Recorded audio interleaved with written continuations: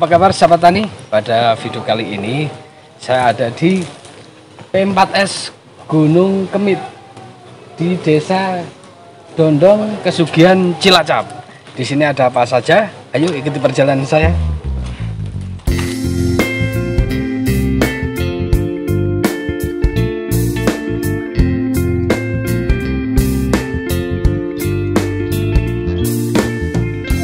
Sampai sini ternyata itu ada pengelolanya.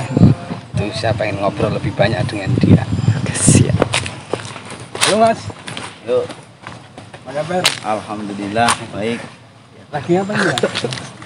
Tadi habis di bawah ngocor tanaman terong sama cabai rawit. Karena kenapa kita kocor? Karena kita menerapkan sistem pertanian hortikultura secara organik. Bagus dalam arti bebas kimia. Kita masih tahapan proses sertifikasi organik. Insya Allah tahun ini keluar sertifikasi organiknya. Karena kalau secara organik, karena lahannya tidak begitu luas dengan sistem organik, karena konsumen pasar sekarang itu tidak hanya mencari asal kenyang, tapi kesehatan yang produk dicari, yang aman dan sehat, aman konsumsi. Itu di sini ada tanaman terong, ada cabai rawit, ada labu madu, jeruk, kangkung. Terus di bawah sebelah sana ada terong. Ini kira-kira berapa hektar Mas ini Mas? Jadi keseluruhan itu tanah kita di sini itu luasan 3,5 hektar. Yang baru kita kelola secara maksimal itu baru 1 hektar.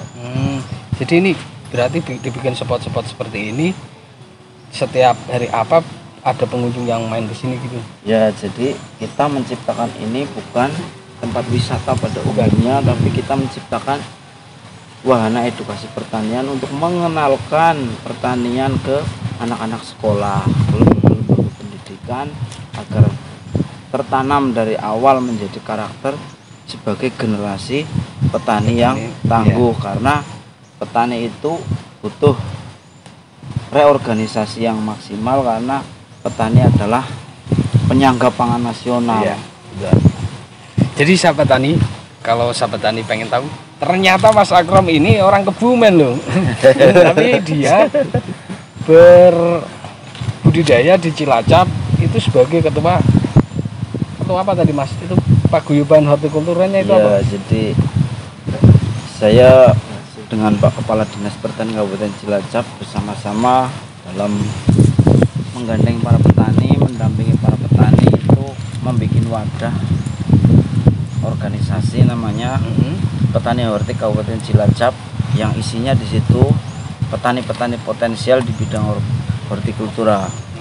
Karena petani hortik pada umumnya itu sering dipermainkan oleh tengkulak, makanya kita bikin paguyuban agar supaya kita tidak dipermainkan oleh pasar.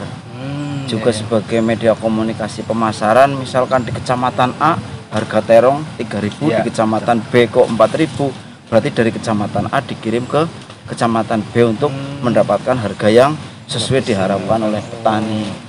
Berarti menuju pasar lelang ya Mas? Ya, kita dalam proses pasar lelang untuk memangkas margin antara petani dengan tengkulak. Pada niatan awal kita memang memfasilitasi petani agar bisa mendapatkan nasib yang sepihak, karena petani pada umumnya sekarang itu bangkrut bukan karena hama penyakit, tapi karena belum menemui pasar yang adil.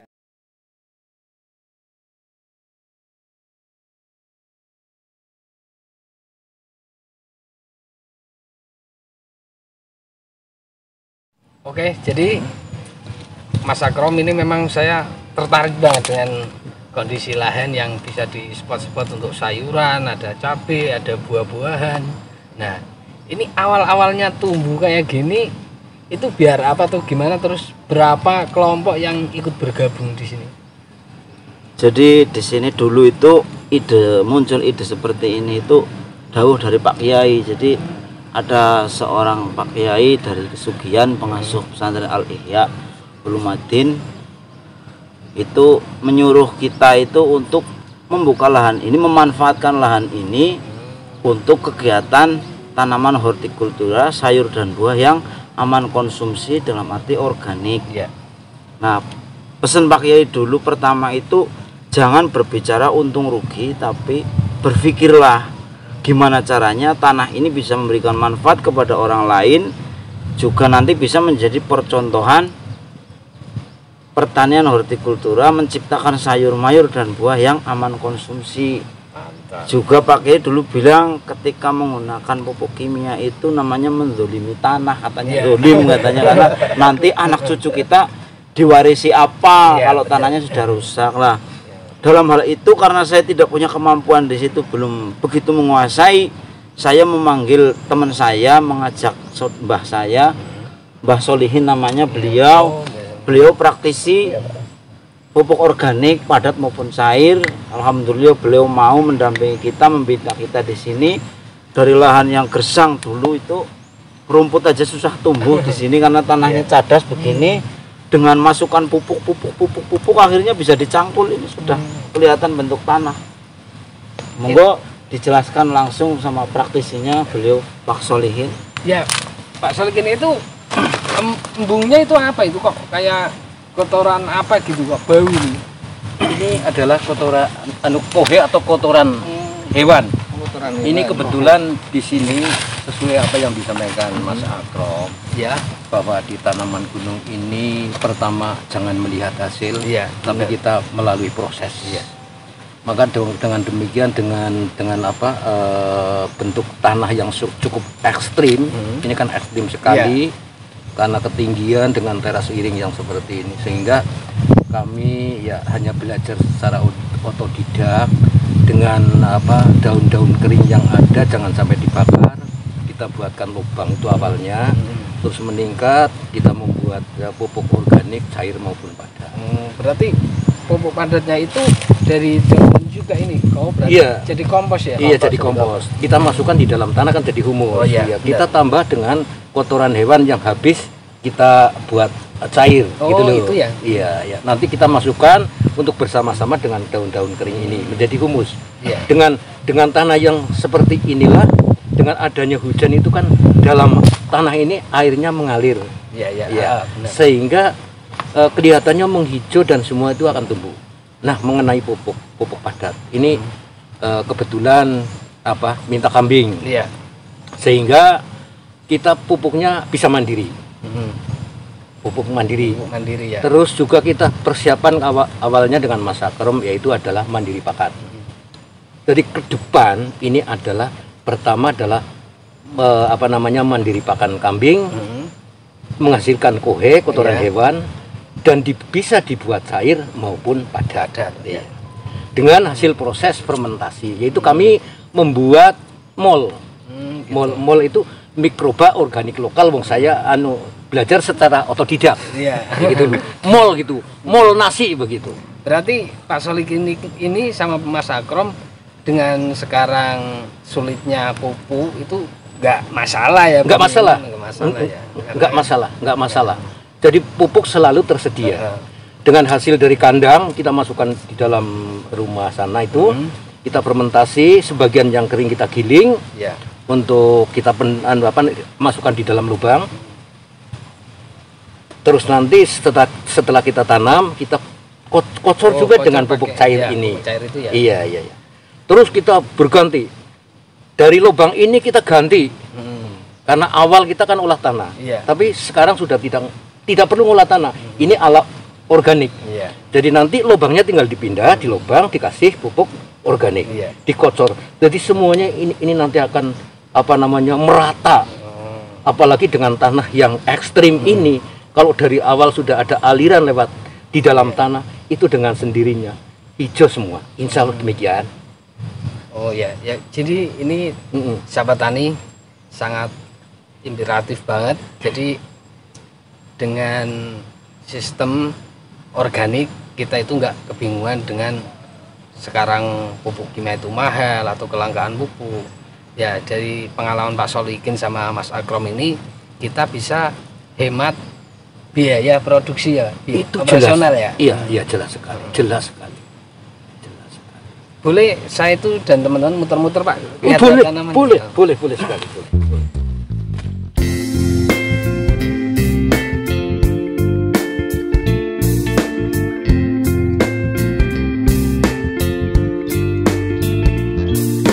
Oke, sahabat tani. Ini Jadi pertama ini kalau mau dia lihat kambing sama kami adalah ini fermentasinya. persiapan kami harus seperti ini dulu. Bisa untuk minum, bisa untuk diproses untuk membuat pakan kambing Oh iya. yang hasil fermentasi. Ini bisa untuk memfermentasi. Baunya sah seperti tape Pak. Iya, kan udah jadi. Iya, udah jadi. Enak, baunya kayak seperti tape. Tape. Nah itu kalau yang di dekat-dekat sini kita buat di sini. Oh iya. Ini pengganti EM Pak. Oh, Iya. ini mau bahan itunya apa? Bahannya nasi, Nasi. nasi segar. Kita proses selama 3 hari. Hanya cuma air itu tetes Oh, ini tebu tetes tebunya. untuk tambahan. Biasanya tak kasih minum namanya. Ini 3 hari. 3 hari. 3 hari kita ambil itu baru menjadi M1 mikroba 1. Setelah kita ambil karena kebetulan di gunung ini kan ada apa namanya rumpun bambu. Iya, ada. Iya, jadi anunya lebih kepenak. Oh, biangnya pakai Biangnya dari- iya. Kita taruh di sana nasi, kita tutupi jangan kena sinar matahari dan jangan kena hujan. Setelah kita 3 hari kita ambil. Kalau berbau tape berarti Iya, jadi. Jadi iya benar. Kalau tidak berarti bacin Iya. tidak jadi kan bersama gitu ya. Setelah itu baru menjadi M1. M2 setelah kita produk ini Perbanyak. iya, kita perbanyak. Kita kasih makan, itu namanya baru mikroba 2. Mikroba 3 diterangkan besok. Mikroba EM4 kan jadinya Iya, kan EM4. Iya. Iya.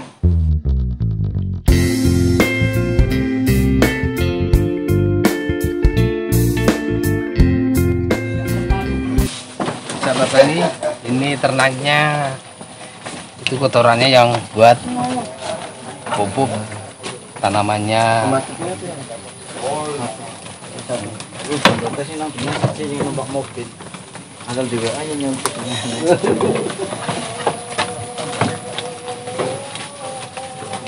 Ini Mas Akrom ini orang Kebumen ternyata. Di Cilacap malah ngembangin kayak gini. Kenapa di Kebumen nggak ngembangin kayak gini, Mas? Jadi jujur saya kelahiran Kebumen dari Desa Jogosimo, Kecamatan Kelirong. Saya asli kelahiran sana, saya gede di Kebumen. Terus saya pada waktu itu berpikir karena bapak saya juga petani, ya ternak, makanya saya mengembangkan di sini setelah saya jarang sini. Dulu saya berpikir hidup di Kebumen itu lebih mudah daripada di Cilacap. Iya. Karena di Kebumen itu rumput saja laku. Ya. Di sini rumput tidak laku, gitu. Di Kebumen laku. Tapi saya nggak bisa hidup di Kebumen dan gitu ya. Akhirnya saya mengembangkan di sini bersama-sama dengan Pak Solihin di bawah naungan Yayasan Baki juga Pondok Pesantren Al Ihya mencoba menciptakan pertanian hortikultura terpadu. Ramah Jadi lingkungan ya. ada ternak sebagai supplier atau produsen dari pupuk organik padat maupun cair, terus dibawa ke atas untuk dialirkan ke masing-masing bagian tanaman. Alhamdulillah saya menekuni di sini dari tahun 2016 bulan Desember tanggal 28 mulai membuka lahan ini yang dulu lahan tidur. Rumput saja tidak tumbuh di sini karena tanahnya cadas. Iya, cadas. Tapi sekarang gembur ya. Ya melalui ramuan bakteri atau makhluk halusnya Pak Solihin. Ini alhamdulillah tanah subur. Iya. Karena kita tapi apa yang jadi dawuhnya Pak Kiai itu pokoknya tanah ini harus subur. Tidak boleh merusak tanah karena tanah yang akan kita wariskan kepada anak cucu kita. Itu. Gembur tanahnya. Kalau yang belum ditanam itu ada yang sebelah sana yang enggak terkena pupuk organik agak cadas ya. Iya cadas karena kultur asli tanah sini cadas. Oh, cadas ya. Asli cadas merah. Terus ini sisa-sisa makannya ini juga Ini di Iya, nanti dikomposkan ini jadi kompos sisa makanan ini. Iya, dikomposkan. Berarti nggak ada yang itu ya? Iya, nanti difermentasi asosiasi ya. kita kasih bakteri bakteri yang penghancur itu yang dari paksolihin itu yang berbahan buah-buah muda itu kayak misalkan pepaya yang nggak masuk grade kita masukin tong fermentasi untuk bikin Mall ya. kompos Ya. ini. Jadi kita sudah punya 13 ekor ternak kambing PE peranakan etawa. Ini masuk ke sini tanggal berapa dulu ya Mbah? Bulan Oktober 2019. 10 Oktober 2019. Dulu masih peranakan. Oh, masih peranakan Mana kan? Ya, belum dereatan gitu loh. Belum gadis. Ini baru gadis-gadis semua baru kawin. Belum ada yang beranak, Bang? Ini baru satu. Oh, baru satu ya? Iya. Ini sudah tak IB semuanya. IB ada tanggal-tanggalnya. Ada nomor-nomornya. Iya, dari Agustus tanggal 16 sama tanggal 20. Oke, jadi Mas Akrom, saya habis udah muter-muter tadi sama berbincang-bincang sama Pak Solikin. Jadi ini saya bingung, di sini kan banyak tanaman jenis tamannya itu banyak sekali termasuk buah juga. Ini berapa jenis yang di sini semuanya? Apa saja dan berapa jenis? Jadi di sini itu ada beberapa komoditas ya. Jadi untuk tanaman tahunan buah karena hortik kita orientasinya hortik kan buah dan sayur Ya. dan biofarmaka. Nah, kita untuk buahnya kita nanam durian sama kelengkeng dengan harapan nanti juga di samping produksi buah juga untuk sebagai tanaman pelindung agar nggak longsor. Makanya ditaruh di agak bawah, tidak di bawah pol tapi agak ke atas sedikit untuk menyangga tanah. Tapi yang tanaman eksotik ketika berbuah nanti orientasinya durian itu elit gitu kan. Jadi ada durian, ada kelengkeng ada 3 varietas dari Hawaii, mata lada, namanya kristal, terus ada buah naga, terus ada lada perdu. Jadi lada yang tidak merambat cuman remboyok ini. Yang kita tanam batang perdunya. Terus ada jambu kristal, terus tanaman sayur dari cabai, kacang panjang, kangkung, daun singkong, terong, Pisang juga. pisang. Ini pisang lempeneng yang kita tanam. Pisang lempeneng, kenapa kita memilih pisang lempeneng? Pisang lempeneng ketika belum ditebang anaknya belum gede. Oh, gitu ya. Jadi tidak mengganggu tanaman yang lain. Ada labu juga, labu madu. Ada labu madu. Ya. Kita masih tahapan belajar, makanya saya menguntungkannya panjenengan agar supaya kita yang di sini, saya, Mbak Solihin, Pak Ratin, itu bisa membawa Gunung Kemit agar lebih maju, bisa menjadi percontohan bagi petani yang ada di Indonesia. Dan apabila ada yang lebih itu ya mohon bimbingannya lah Ya, kita karena belajar kita bersama. petani pemula itu tani yutun apa ya naik berhubung aja getun. Di sini yang ikut bergabung berapa kelompok? Nah di sini tuh membawai beberapa kelompok yang jadi kita buat ini laboratoriumnya mereka. Jadi ada kelompok tani yang ada di sekitar sini lah. Di desa Dondong sendiri ada 7 kelompok tani dan 2 kelompok wanita tani. Terus ada KSTM, kelompok tani santri, Kelompok santri tani milenial. Ini laboratoriumnya di sini. Oh, ternyata milenial juga Ada di sana. ikut Nanam bergabung terong, ya. gambas, Baru tahu saya di sini ada kelompok petani milenial tapi dari pesantren. Kenapa kita ajak? Karena apa? Biar nanti ketika santri itu mukim atau pulang ke daerahnya masing-masing bisa menjadi motor penggerak petani-petani di daerahnya masing-masing, sehingga terciptalah kader-kader petani yang solid yang berkemampuan untuk membawa Indonesia maju di bidang pertaniannya. Kalau masih siang, kalau mampir sekarang tak mampir ya? Besok kapan ke sini lagi lah. Ya udah, sekarang saya mau pamit dulu karena ini waktu udah sore. Nanti saya kan bisa cerita sama teman-teman bahwa di sini kayak gini ternyata penggeraknya adalah orang Kebumen sendiri. Monggo bareng-bareng welcome lah, siap. Oke, terima kasih Terima Mas kasih Akrom sekali. sudah Sukses diajak untuk- muter-muter. Kapan-kapan kalau ke Kebumen mampir. Insya Allah siap Ini, kami ya. mampir. Oke, sahabat tani, pada video kali ini sudah dulu karena waktu yang udah sore. Terima kasih telah mengikuti perjalanan kami selama ini. Salam petani.